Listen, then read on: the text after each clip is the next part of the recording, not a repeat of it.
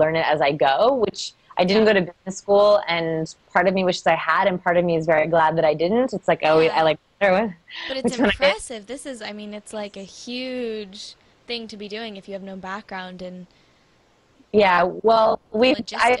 made some mistakes, like learned those the hard way, Yeah. made some real mistakes, and I'm like, oh, that's really brutal. But Yeah. like, luckily, I have a very supportive network of like family and friends. Found my first lawyer. Woo!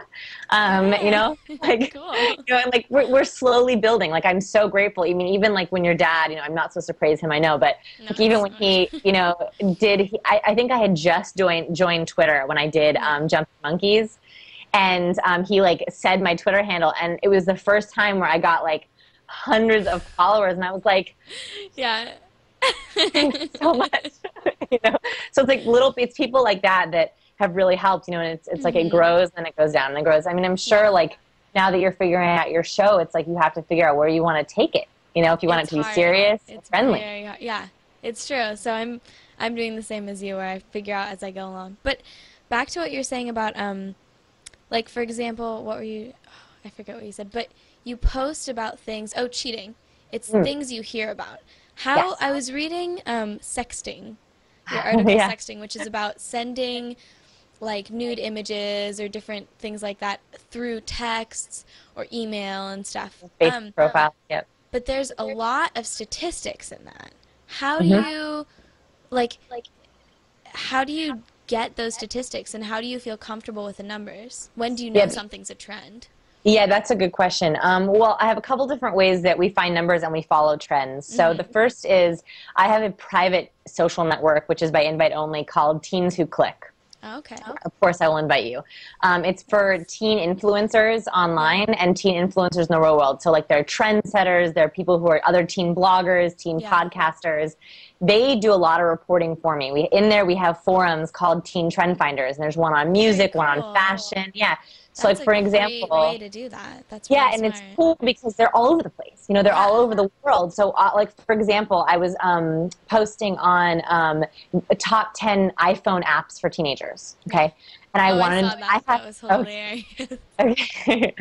I think I probably made some people angry in that post. Oh, really? Yeah, I picked also the top 10 worst iPhone Those applications. were funny too. So, Yeah. um, in that post, I had an idea, but I wanted to Mhm. make sure that it was real. So I posted in the trends under entertainment trends. I said, I'm writing this post. And then I Mhm. had, 50 replies Oh, from all over the cool. world, Yeah. people who had the different iPhone apps, and they voted on them for each other. So that's one way. The Okay. second is, when I speak all over. I just did my first international speaking event. Yay! Cool. I Where went was to, it? not too far. I was in Canada. Okay. Well, But no, it's but still that's good. It's international. English, so it's easy to. Yeah. So Yeah. I was up there, and like I talked to the kids afterwards. I love Mhm. talking to teenagers. So like that happens. People send me trends a lot, like anonymously. Like I wrote Yeah. one on fighting. I don't know if you saw Yeah. that. That was really funny because my friends, like, we didn't think that anyone, like, we thought it was just like our close friend group who was like jokingly like biting each other, but I guess it's a thing that It's a people are thing. doing. It's That's a thing, and really it's funny. Not that we're closeted. like weirdly doing anything, Your but dad is like writing it I down. know. Like, oh my gosh, I'm going to talk to her about this Well, later. no, but it's just like totally friendly. Like, I don't know. It's a It's friendly thing. weird. Like Yeah. like showing your elite. For everyone listening. There's a biting trend that I slowly started to see happening as I was like That's traveling around, funny. where Yeah. they're actually like friend bites. They're not. It's not like a hickey. Yeah. It's literally like you see the teeth marks, and like I saw them on cheeks, on the top of your chest, on your arm, I've and you can one do now. it. Do you have one? No, it's not a bite mark, but well, yeah, it is technically right there. I see it. I But see it it. was like it's joking, like with me and my friends, like my Yeah. guy friend was like, and it's Yeah. just Right. like kind of a Yeah. It's I like don't showing even know how your to. hair. Yeah, Yeah. Or like yeah, it's so funny. so I wrote about that, and that was one thing that I saw. Like when I was like, "What's on your cheek?" Yeah. And- What? yeah, Yeah. and oh, my girlfriend did it.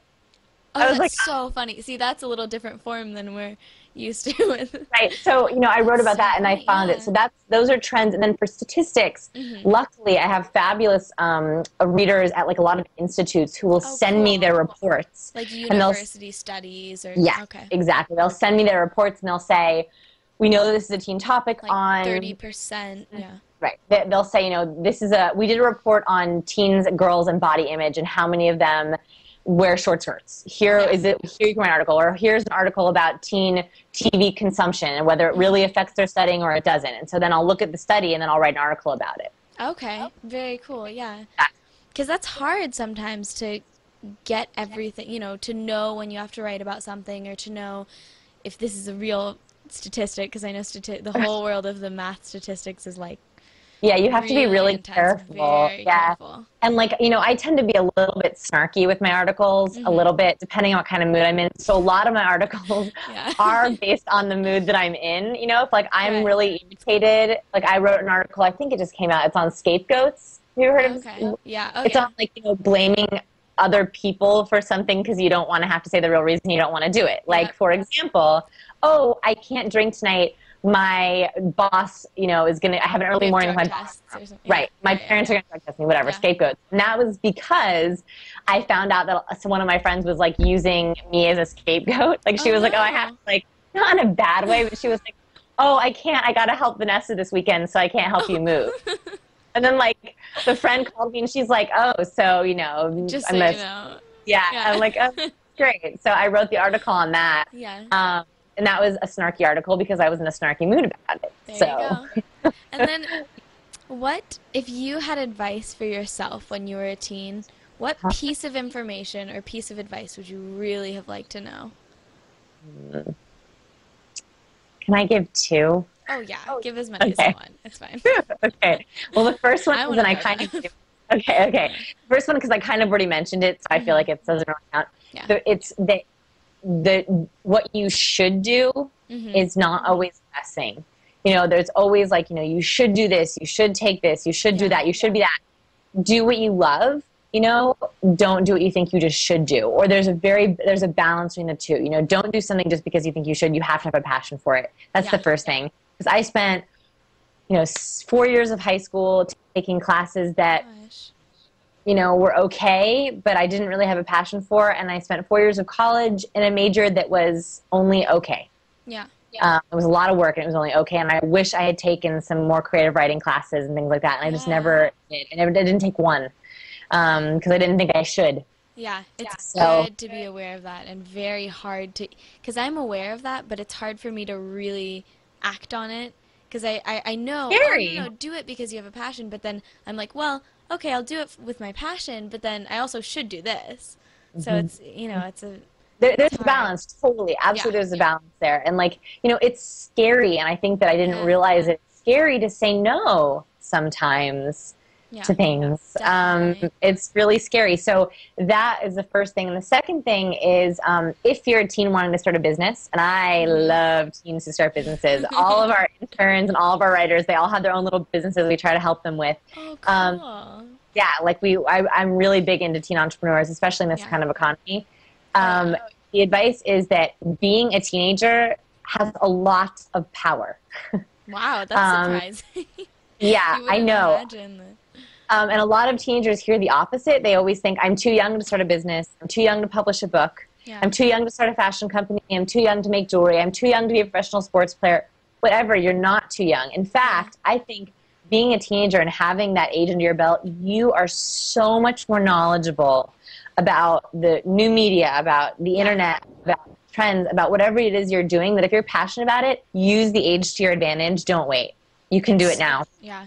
And it's true that there's certain skill sets that anyone over the age of like 30 doesn't necessarily have that we do. So it's... I think there's a difference between digital natives. I hope you don't mind my knee.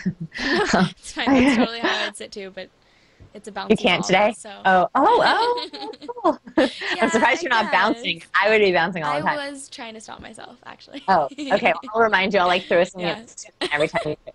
I forgot what we were talking about until I like totally distracted myself with the knee comment.